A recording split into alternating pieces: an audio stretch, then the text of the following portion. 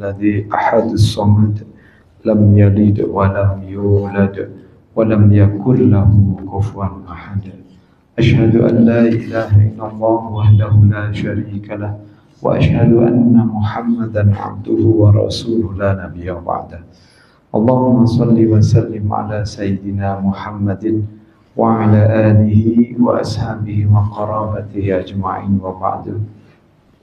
Alhamdulillah, untuk yang kesekian kalinya kita masih bisa berwajah, bertatap muka, dan juga sekaligus kita telah melaksanakan sholat maghrib berjamaah di Masjid Hubbul Huda. Semoga Allah SWT senantiasa melipat gandakan pahala bagi kita semuanya. Amin, amin ya rabbal alamin.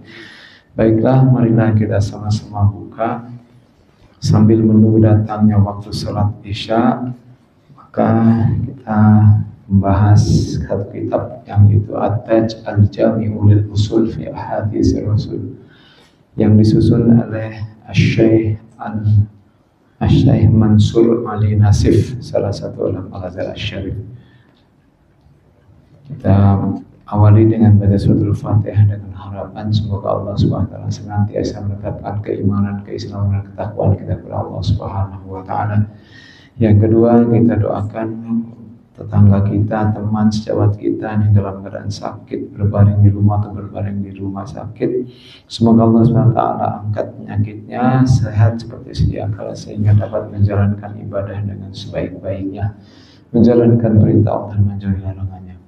Yang ketiga, kita doakan anak-anak dan cucu kita menjadi anak-anak cucu yang soleh-solehah, yang berbakti kepada Allah, kepada Rasulnya, pada kedua orang tuanya juga, dan kelak menjadi anak yang bermanfaat, berguna bagi nusa, agama, dan bangsa. Kita doakan juga bagi saudara kita, teman sejawat kita, tetangga kita yang dalam keadaan mempunyai suatu hajat atau keperluan yang sangat mendesak mungkin, atau hajat yang lainnya. Semoga Allah Subhanahu wa taala realisasikan hajatnya sehingga mendapatkan keberkahan di dalam melaksanakan hajat tersebut. Dan pada anak-anak dan cucu kita yang dalam keadaan menuntut ilmu, semoga Allah SWT berikan kemudahan dalam menuntut ilmunya, mendapatkan ilmu yang bermanfaat, berguna bagi dirinya dan juga kelak bagi orang-orang di sekitarnya, dan dapat tentunya diamalkan kepada khalayak ramai. Ala hadiniyah wa likulli niyatin salihah. Al-Fatihah. A'udzu billahi minasy syaithanir rajim. Bismillahirrahmanirrahim. Alhamdulillahi rabbil alamin. Ar-Rahmanir Rahim. Maliki yaumiddin. Iyyaka na'budu wa iyyaka nasta'in. Ihdinas siratal mustaqim. Siratal ladzina an'amta 'alaihim ghairil maghdubi 'alaihim waladdallin. Amin. Ar-rawatibu ghairul muakkadati. Rawatib yang tidak dianjurkan atau yang tidak sangat dianjurkan untuk melakukannya, tapi sekalipun tidak sangat dianjurkan, bukan sangat dianjurkan ya, maksudnya sangat ditekankan, mohon maaf ya, sholat sunnah rawatib yang tidak sangat ditekankan untuk melakukannya tentu mendapatkan pahala karena dia sunnah hukumnya. Baik, kemarin pada waktu yang lalu kita sampai pada satu hadis yang diriwayatkan atau hadis yang diriwayatkan oleh Abdullah bin Mughaffal. Nah, sekarang kita masuk kepada salah satu hadis yang diterima oleh anaknya Umar, yaitu Abdullah ibnu Umar. Abdullah ibnu Umar ini adalah yang menerima hadis dari Nabi, artinya dekat sekali ya, karena Abdullah bin Umar ini putranya Umar ibn Khattab, dan beliau mendapatkan hadis ini dari Nabi Muhammad SAW. Berarti Abdullah bin Umar itu sahabat Rasulullah SAW. Ani bin Umar radhiyallahu anhu ma'an Nabi sallallahu alaihi wasallam qala, dari Ibnu Umar, dari Abdullah bin Umar, Allah meridhai keduanya, yaitu Abdullah bin Umar dan juga Umar bin Khattab. Ani Nabi sallallahu alaihi wasallam, dari Nabi Muhammad sallallahu alaihi wasallam, qala, bersabda, rahimallahu, Allah menyayanginya, Allah mengasihinya. Kata rahimah ini maknanya ya sama sebenarnya, maknanya di dalamnya itu ada kasih dan sayang, kasih dan sayang.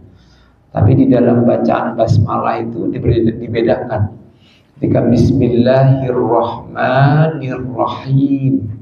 Kalau Ar-Rahman, ulama tafsir itu menafsirkan kasih. Allah Maha Kasih, memberi apapun kepada makhluknya siapapun tidak terkecuali orang muslim. Artinya semuanya diberikan oleh Allah nikmat. Makhluk yang melata di muka bumi ini, binatang apapun, wa ma min dabbatin fil ardi illa 'alallahi rizquha. Setiap yang melata berjalan di muka bumi ini kecuali Allah sudah tentukan rizkinya. Ya, rizki ini berarti standar. Rizkinya berarti standar. Cicak standar dikasih masih oleh Allah. Cacing yang nggak punya kaki, nggak bisa jalan jauh, tapi dikasih oleh Allah. Nah, cicak yang nggak bisa terbang untuk menangkap nyamuk, tapi dikasih oleh Allah Subhanahu wa Ta'ala. Semuanya, ya, itu diberikan. Tapi ketika Ar-Rahim, maka dia khususnya hanya untuk para orang-orang yang beriman dan beramal soleh. Ar-Rahim, dia itu akan mendapatkan sayang, ya, kasih dan sayang, ya, kesamanya dua-duanya mengandung makna kasih dan sayang, ya, kasih sayang. Tapi sayang yang ini adalah lebih cenderung kepada orang-orang yang beriman dan beramal soleh, ya kan, beriman dan beramal soleh. Kalau dalam surat Al-Fatihah itu ada, ya, ihdinas siratal mustaqim, tunjukilah kami ke jalan yang lurus. Nah, kata ihdina di sini tidak hanya sekedar menunjuk begitu, tetapi ya guide. Artinya apa? Diantarkan, ditemani sampai ke tempatnya. Nah, itu disebut dengan ihdina siratal mustaqim. Siratal mustaqim, siratal jalan yang lurusnya itu jalannya orang-orang siapa? Alladzina an'amta alaihim, yang telah engkau beri nikmat. Nah, oleh karena itu kita bisa memahami bahwa Allah adalah Tuhan kita, Nabi Muhammad adalah Nabi kita. Semuanya itu kita dapat dari siapa? Apakah langsung dari Nabi Muhammad? Tidak, tetapi dapat dari an'amta alaihim, orang-orang yang dianugerahi nikmat. Itulah mereka yang membuat kita itu masuk ke dalam jalan yang lurus. Coba kalau tanpa orang-orang yang diberi nikmat oleh Allah, seperti para ulama, warasatul anbiya, yang mengarang kitab-kitab, yang punya kitab-kitabnya, yang punya kelompok dan umatnya, tanpa petunjuk dari mereka-mereka, tanpa ada keterlibatan dari para pendakwah saat itu, barangkali kita masih dalam posisi beragama animisme, dinamisme, atau jangan-jangan Hindu Buddha. Nah, oleh karena itu, jadi an'amta alaihim ini maknanya banyak. Bisa di situ adalah para sahabat Nabi, para tabi'in, para ulama, warasatul anbiya. Ya, karena kita nggak bisa langsung, kita tidak mempunyai suatu kemampuan untuk langsung ngambil dari Al-Quran. Ngambil dari Al-Quran pun juga kita harus tahu usulnya atau kaifiatnya, bagaimana cara mengambil istinbat hukum dari Al-Quran. Apakah ini perintah menunjukkan wajib, apakah ini perintah menunjukkan sunnah? Itu semua adalah ulama-ulama. Semua juga menginduk kepada para ulamanya masing-masing. Ya, kalau kita dibilang kembalilah ke Quran dan hadis, loh, dari dulu memang kita sudah pakai Quran dan hadis. Kembali dari mana? Gitu. Kan kita sudah ihdinas siratal mustaqim, an'amta alaihim. Di sini tuh banyak, bukan sedikit, bukan satu orang, dua orang. An'amta alaihim, orang-orang yang telah engkau anugerahi nikmat. Ya mereka itulah ghairil maghdubi, bukan jalannya orang-orang yang kau murkai, yaitu orang-orang yang menyesatkan kita. Ya, kalau kita kan ihdina, taknya jalan lurus. Loh, apakah kita juga harus terus minta diberikan petunjuk oleh Allah jalan yang lurus? Walaupun kita sudah menjadi beriman, kita sudah menjadi orang yang soleh, tetap seseorang yang pandai nyetir mobil, pada saat dia menggunakan mobil yang baru, apakah saya udah pinter naik nyetir mobil gampang, saya mau jago? Tapi tetap saja ada petunjuk-petunjuk yang harus dipelajari untuk menggunakan. Jadi kita tetap harus meminta petunjuk kepada Allah melalui para ulama-ulama yang sudah diberi nikmat oleh Allah Subhanahu wa Ta'ala, atau orang-orang yang mau memberikan. Nah, kembali ke sini, sholat sunnah rawatib ghairul muakkadati, atau yang sangat tidak ditekankan, ya, tetapi dikerjakan pasti Allah kasih pahala. Rahimallahu imro'an, Allah menyayangi seseorang. Imro'an sama dengan rojulan, sama dengan insanan, jadi boleh di imro'an itu manusia. Ya, sholat yang telah melakukan sholat qoblal asri, sebelum sholat asar, sholat sunnah sebelum sholat asar, arba'an, 4 rakaat. Nah, di sini ada penjelasannya. Nomor 2 ini bisanadin sahihin, sanadnya sahih, berarti sama dengan sanadnya itu sholih atau sahih. Ya, sanadnya di sini adalah sahih. Sanadnya sahih. Sanad itu adalah rentetannya penerimaan matan, ya, sampai kepada Nabi Muhammad SAW, itu sahih, sah, artinya tidak ada yang cacat, ya, sahih. Di sini katakan lagi selanjutnya, qoblal asri arba'an, sebelum sholat asar 4 rakaat, biniyati sunnatil asri al qobliyati, dengan niat sholat sunnah qobliyah asar, wa hafadhu alaiha, dan hendaknya, ya, atau di sini man hafadhu, bisa juga di sini ya rahim, ya, hafadhu, orang yang selalu menjaga, artinya selalu melakukannya 4 rakaat sebelum sholat asar. Wali ashabis sunan, ada hadis yang diriwayatkan oleh 4 ahli sunan, yaitu Sunan Abu Daud, Sunan Nasai, Sunan Tirmizi, Sunan Ibnu Majah. Ini 4 ya, 4 orang ini yang dikenal sebagai sunan. Karena Nabi sallallahu alaihi wasallam yusolli qoblal asri 4 raka'atin yufassilu bainahunna bitaslim. Jadi Rasulullah sallallahu alaihi wasallam sekalipun tidak sangat dianjurkan, tapi beliau sering melakukan. Di sini ada kata-kata karena, kemudian ada fi'il mudhari, itu menunjukkan sering. Nabi Muhammad SAW sering melakukan sholat qobliyah asar sebanyak 4 rakaat, memisah antara keduanya dengan salam.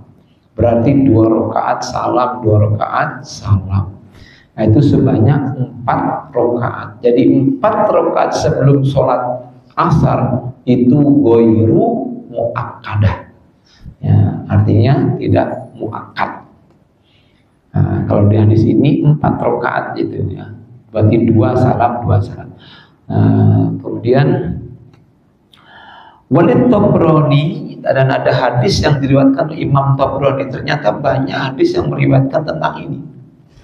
Ya, tadi kan oleh 4 ashabus sunan. Nah, sekarang Tabrani, man shalla 4 raka'atin qabla al-asr lam tamassuhun nar. Barang siapa yang sholat 4 rakaat sebelum sholat asar atau qobliyah asar sebanyak 4 rakaat, 2 rakaat salam, 2 rakaat salam, tidak akan tersentuh oleh siksa api neraka. Nah, ini hikmahnya atau fadilahnya, ya. Nah, itu tadi Tabrani. Nah, sekarang ada lagi Abi Ya'la, yaitu hadis yang diriwayatkan oleh Imam Abu Ya'la. Man hafadha ala arba'i raka'atin qabla al-asri, banallahu lahu baitan fil jannah. Barang siapa yang memelihara, membiasakan terus-menerus tanpa henti melakukan sebanyak 4 rakaat sebelum sholat asar, maka Allah bangunkan sebuah istana di surga.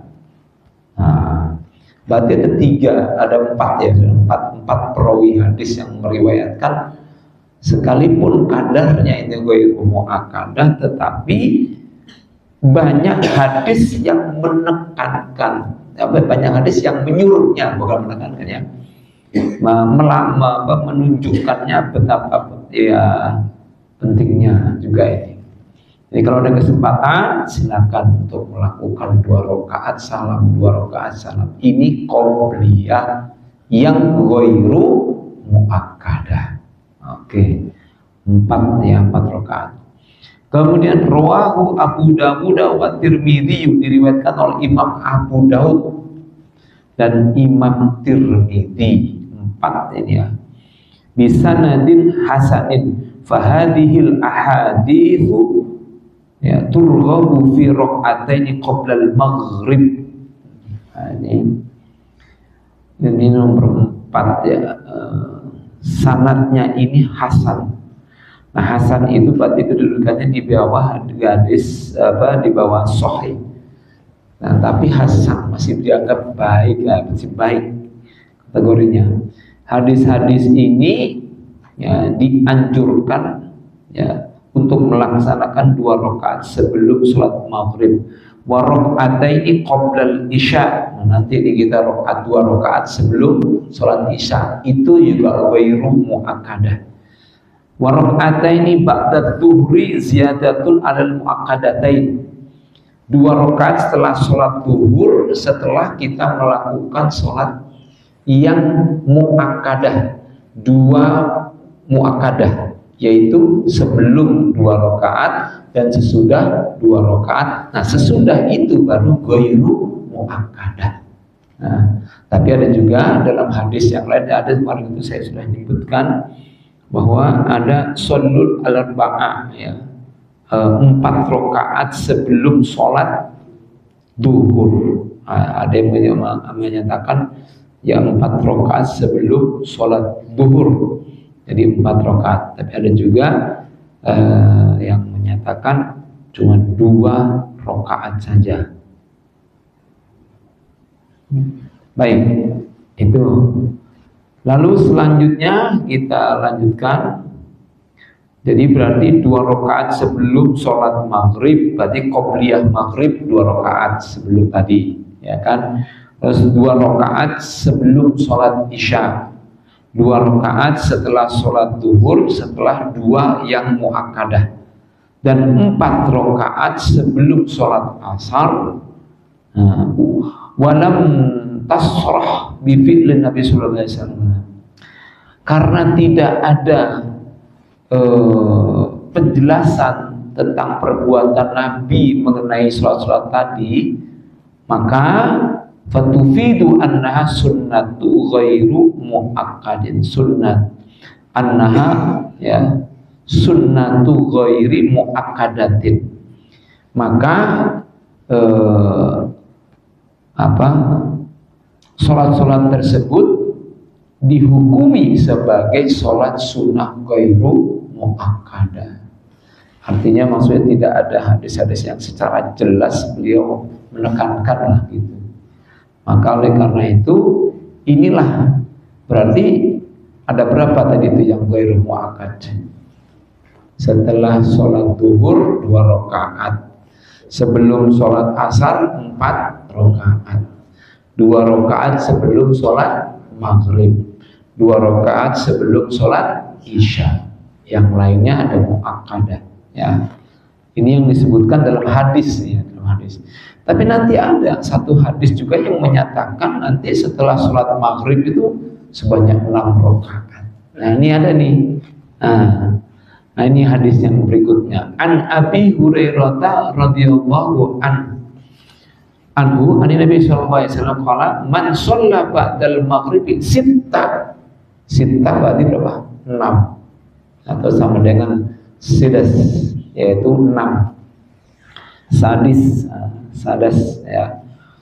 Sitta rakaatin, 6 rakaat, lam yatakallam fiha, dan tidak berbicara apapun di antara keduanya, baik di antaranya semuanya itu tadi, yaitu di antara 6 rakaat tadi, bisuin, dengan perkataan yang buruk, adalna lahu bi ibadati thintai asyrata sanatan, maka sama dengan beribadah selama 12 tahun.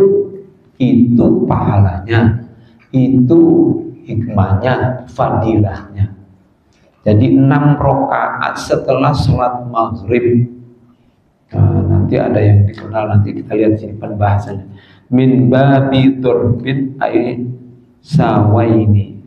Bab ini di sini rokaatannya mensolabatan 5. Ini maksudnya semacam dorongan ya. Artinya ganjarannya itu sama dengan itu dia melakukan ibadah selama 12 tahun. Luar biasa. Lailatul Qadar saja Allah berikan kepada kita kan ya. Lailatul Qadar itu sama dengan 1000 bulan, sama dengan 83 tahun. Satu kali kita mendapatkan Lailatul Qadar malam Ramadan itu, maka kita senilai beribadah 83 tahun. Mudah-mudahan ya, tadi kita sudah berdoa itu ya, Allahumma barik fi Rajab wa Sya'bana wa ballighna Ramadan. Ya Allah, berkailah kami di bulan Rajab dan di bulan Sya'ban, serta sampaikan kami di bulan Ramadan. Insya Allah ya, kita semua sampai, insya Allah. Mudah-mudahan terus itu. Ya kita kan nggak tahu ya. Ya ada beberapa saudara kita yang sudah nggak bisa ketemu juga ada. Ya yang sudah ya. Artinya mudah-mudahan kita diberikan kemampuan oleh Allah, diberikan kesempatan lagi untuk bisa berjumpa dengan bulan Ramadan. Karena sekarang udah Rajab, Sya'ban, Ramadan, tinggal 2 bulan lagi atau sebulan lagi lah. Ya Rajab. Iya karena Februari udah mulai, Maret udah puasa. Ya semakin dekat aja ya. Dan semakin berkurang usia kita ini, ya kan, jatah kita. Ya kemarin habis tahun baru, berarti bukan tahun baru, tahun lama, tahun berkurang, tahun berkurang ini. Ya kurang jatah di sini ya. Tahunnya bertambah, jatahnya yang kurang. Ya, tahunnya bertambah, jatahnya berkurang. Ya mudah-mudahan Allah SWT berikan kesempatan kita bisa. Amin ya rabbal alamin. Nomor 6. Nah, sekarang kita masuk ke hadis selanjutnya. Wa fi riwayatin man shalla ba'dal maghribi 20 rakaatan. Lebih banyak lagi nih. Kalau tadi kan 6 rakaat minimal. Nah, ini maksimal 20 rakaat. 2 sholat lagi, 2 sholat lagi, 2 sholat. Pernah lihat kan? Ada orang kesentil? Ada Pak, emang ada itu. Itu namanya sholat awabin, ada yang nyebutnya begitu. Ada juga yang menyebutnya nanti sholat ghaflah. Ghaflah itu sholat yang dilalaikan. Kenapa dilalaikan, dilupakan? Karena orang lebih mementingkan pada sholat isyaknya maksudnya. Sehingga lupa dengan rakaat-rakaat ini. Ya kalau kita ada waktu boleh lakukan. Nah ya kalau kita di sini kan ada kajian nih, lebih kajian nih, lebih utama. Kita juga dapat pahala nih. Dan kita insya Allah, para malaikat ini sudah mendoakan kita, Allahumma arhamhu wa sallim alaihi, Allahumma sholli alaihi wa sallim alaihi. Itu malaikat Pak mendoakan kita, ya Allah berikan kebahagiaan dan juga rahmat padanya. Insya Allah, karena malaikat itu mempakkan sayapnya pada tempat-tempat majelis ilmu. Karena kita yang mengucapkan ini supaya kita lebih girahnya, semangat lagi. Jadi kita kan tadinya tahunya jam habis maghrib 2 rakaat saja. Mungkin kita bisa tambah 2 rakaat lagi. Kalau ada waktu ya 20 rakaat kalau bisa, kalau enggak ya enggak apa-apa. Karena kan ghairu muakkadah. Nah, di sini ada penjelasannya, biniati sholatil ghaflah. Niatnya sholat ghaflah kalau yang 6 rakaat atau yang 20 rakaat. Ghaflah. Di sini biniati sholatil ghaflati fa innaha ushtuhirat bidzalika li ghaflatin nasi anha bil isya'i. Jadi kan disebut sholat ghaflah atau sholat lalai ya, karena terkenalnya disebut seperti itu karena kebanyakan orang itu ya lebih mementingkan, ya memang wajib sih sholat isya ya kan, bukan mementingkan, lebih ingat kepada yang wajibnya yaitu isya, tapi yang sunnahnya ini orang banyak yang melalaikan gitu. Emang betul Pak, saya juga belum pernah isyirina rakaat, saya juga belum pernah, paling 6 rakaat pernah ya, tapi kalau yang 20 ini belum pernah, saya belum pernah melakukan ya. Nah, ini kita baru tahu nih, saya baca aja di dalam hadis.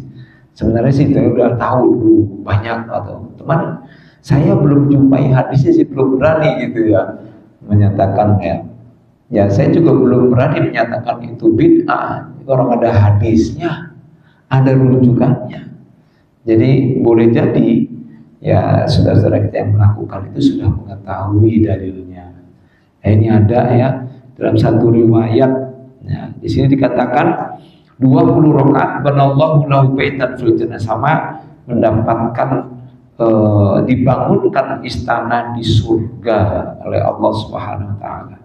Nah, sekarang penjelasannya di sini bisa nadaini dha'ifaini. Nah, ini syaratnya dianggap dhaif, lemah, 2 syarat ini.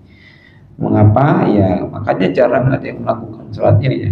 Walakin waroda fi hadis sholat, waroda fi hadis sholatu, fi hadis sholati iddatu ahadisa min turukin syatta.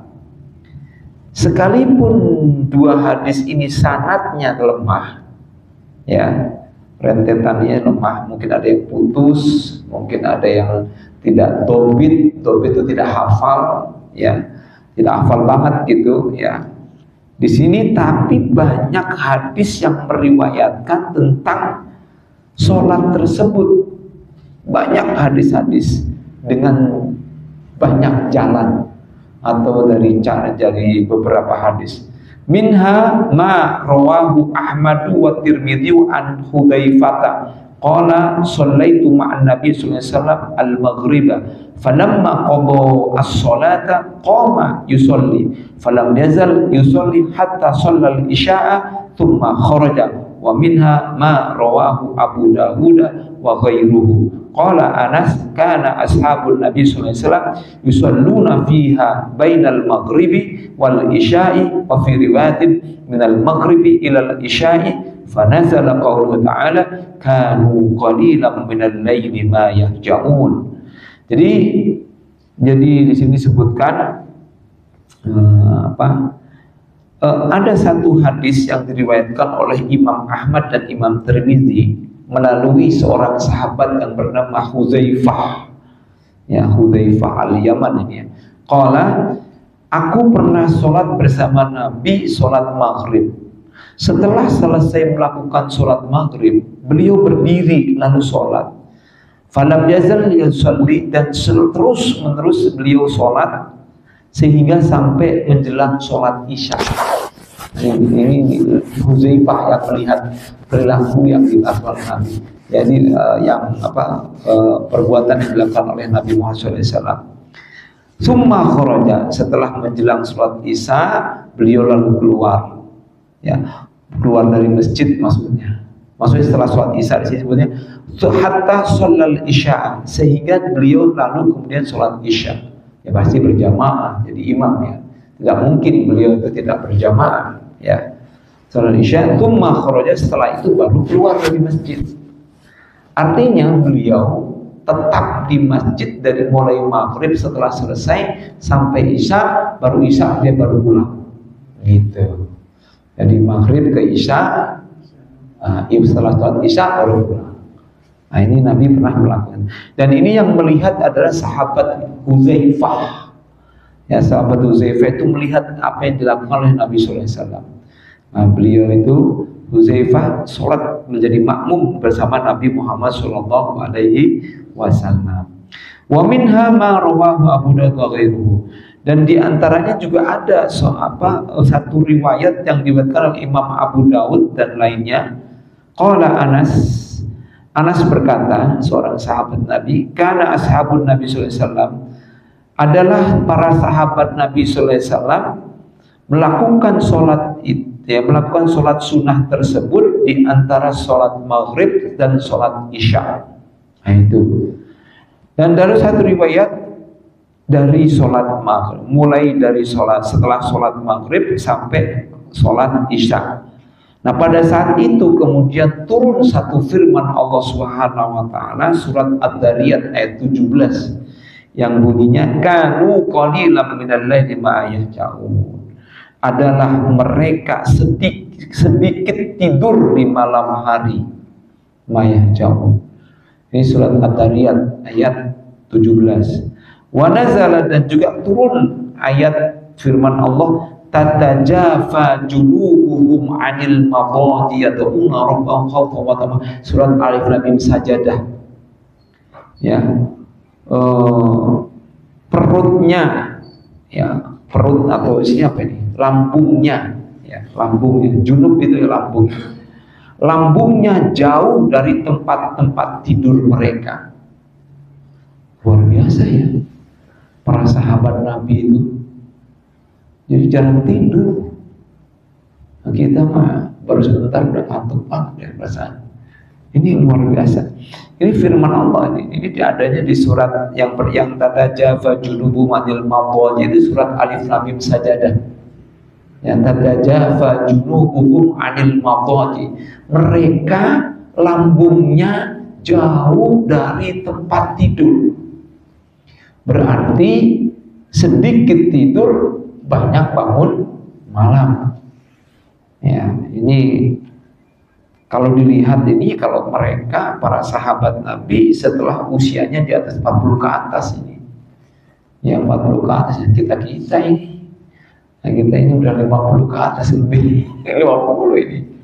Ya kan? Mereka itu banyak malamnya itu sedikit tidur. Ya minimal mereka melakukan yang disebut dengan sholat tahajud. Ya, sholat tahajud ini adalah sholat yang paling utama setelah sholat fardu. Kalau sholat tahajud ya. Dan Nabi hukumnya wajib bagi beliau, tapi bagi umatnya hukumnya sunnah. Ya, sunnah. Surat Al-Muzammil ada dua surat. Pertama surat Al-Muddathir, yang kedua surat Al-Muzammil. Tapi kalau Al-Muzammil itu lebih cenderung kepada orang yang sedang tidur agar melakukan qiyamul lail.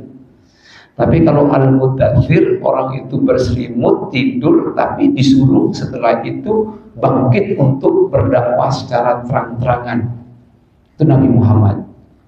Nabi Muhammad setelah mendapatkan wahyu dari Allah Subhanahu wa taala surat Al-Alaq ayat 1 sampai 5, kemudian merasa gemeter karena dia dipeluk oleh malaikat Jibril, pengalaman yang baru, itu rasa berat bagi beliau. Beliau pulang minta diselimuti oleh istri beliau yang bernama Khadijah.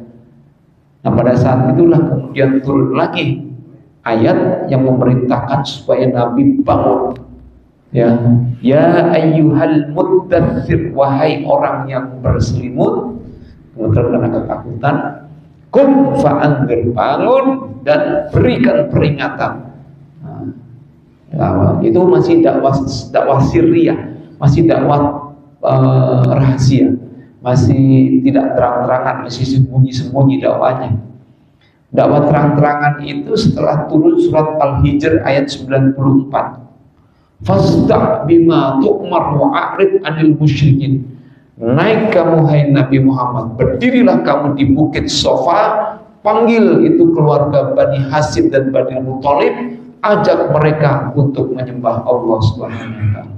Saat itu ada seorang paman beliau yang bernama Abu Lahab yang kemudian marah pada saat dikumpulin seperti itu dengar ocehan Nabi Muhammad. Dia langsung marah mengatakan kata-kata, tabban laka ya Muhammad alihada jama'tana. Celaka kau hai Muhammad, untuk inikah kau kumpulkan kami-kami ini. Dengarkan ocehan itu. Disitulah dijawab sama Allah dengan surat Al-Lahab. Tabbat yada abi lahabi wa tab, ma aghna anhu maluhu wa ma kasab, sayasla naran dzatal hab wa imra'atu hammalatal hatab fi jidha hablum min masad. Itu surat menjelaskan tentang Abu Lahab. Ya, bagaimana jahatnya Abu Lahab. Dan itu menjelaskan dia. Tabbat yada abi lahabi wa tab, celakalah kedua tangan Abu Lahab. Sungguh benar-benar dia telah celaka. Karena dengan tangannya beliau berusaha untuk ingin mencelakai Nabi Muhammad. Ya, tabbat yada abi lahab ma aghna anhu maluhu ma kasab. Dan tidak cukuplah baginya ya anhu malu, hartanya dan apa yang dia usahakan untuk mencelakai Nabi Muhammad SAW. Saya sulana ronda talahab, kelak dia akan dimasukkan ke dalam api neraka, yang di dalam api neraka itu ada api yang sangat bergejolak. Ya kan, Abu Lahab. Wamro'atuhu hammalatal hatab, dan istrinya beliau yaitu Abu Lahab yang bernama Ummu Jamil, dia adalah pembawa kayu bakar. Dimaksud membawa kayu bakar itu karena dia suka memfitnah kesana kemari untuk menjelekkan Nabi Muhammad SAW. Jadi dua tuh paman beliau, padahal cuma memang dia berbeda ibu. Kalau Abu Thalib dengan Abdullah satu ibu. Nah, Abu Lahab ini berbeda ibu. Saya lupa ibunya itu. Dan cuma satu ibu, dan anak yang lahir satu cuma Abu Lahab doang.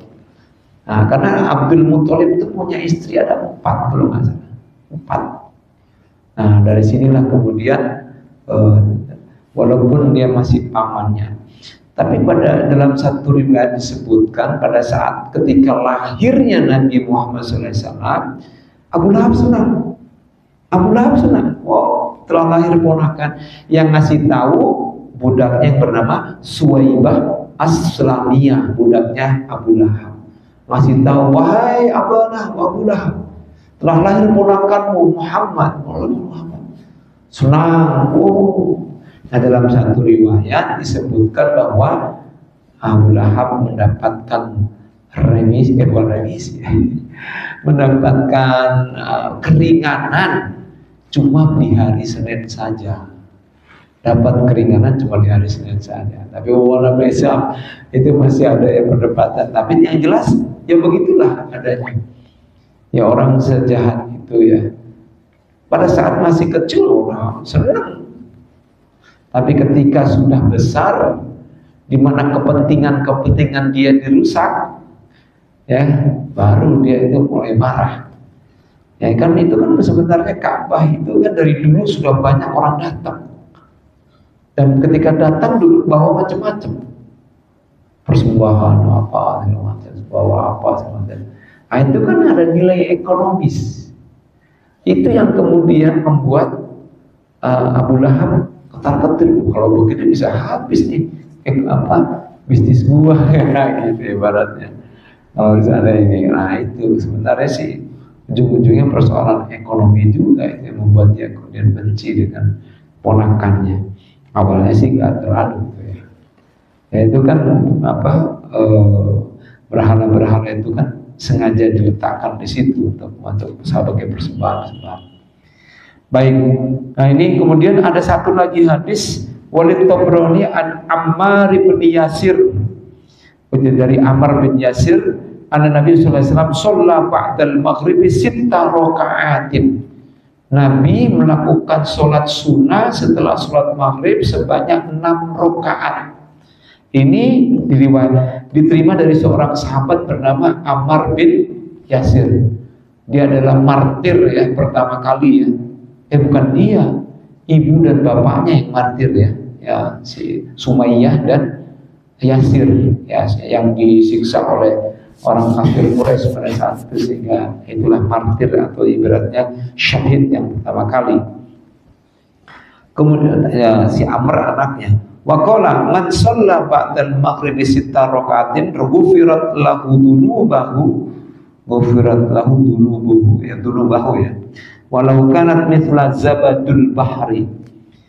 Barang siapa yang sholat sunnah ba'diyah setelah sholat maghrib sebanyak 6 rakaat, diampuni dosa-dosanya sekalipun dosa-dosanya itu seperti buih di dalam lautan. Jadi luar biasa ini. Nah ini beberapa sholat sunnah yang nanti Bapak boleh silakan dilakukan.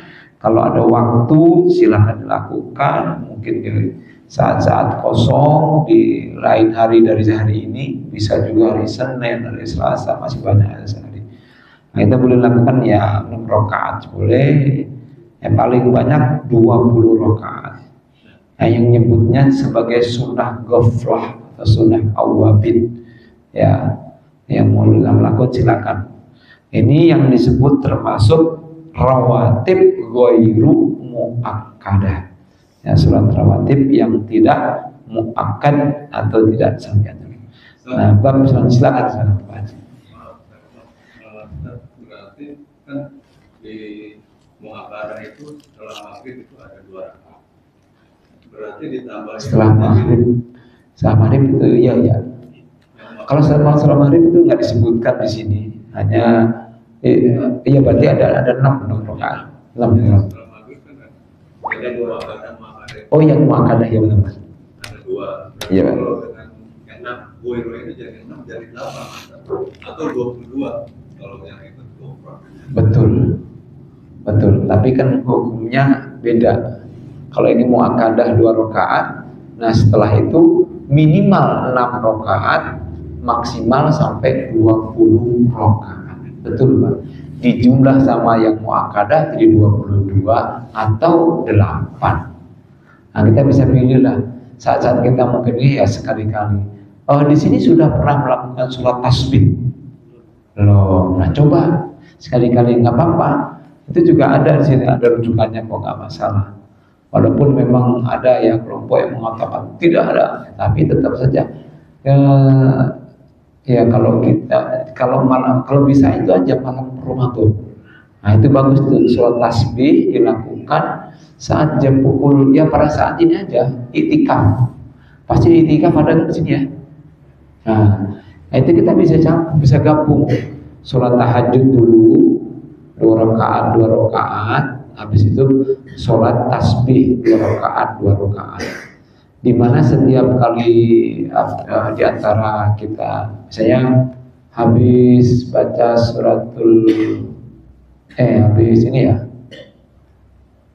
habis takbir baca subhanallah walhamdulillah wa la ilaha illallah wallahu akbar, habis baca doanya saya lupa ya, habis baca surat terus takbir juga, nanti habis pas ruku, setelah baca ruku 10 ya, 15 pokoknya jumlahnya sampai berapa ya, 375 satu rakaat ya, 75 sehingga 300 ya betul. Nah berarti ya coba nanti dilakukan, bolehlah untuk memberi semangat lagi gitu. Kalau saya sering itu kalau ikut di sini apa di Blok H, di situ ada di Masjid Nurul Falah.